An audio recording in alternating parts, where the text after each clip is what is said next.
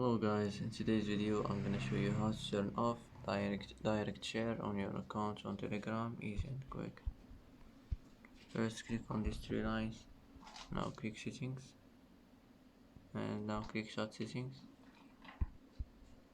Now here you'll find it, direct share, just click on it like this and it will be turned off. And that's it for today.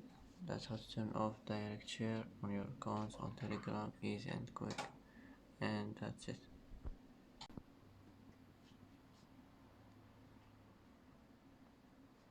And that's it for today's video. If you like this video, don't forget to like and don't forget to subscribe. I hope this video is helpful for you, and thanks for watching until the end, and see you in the next video.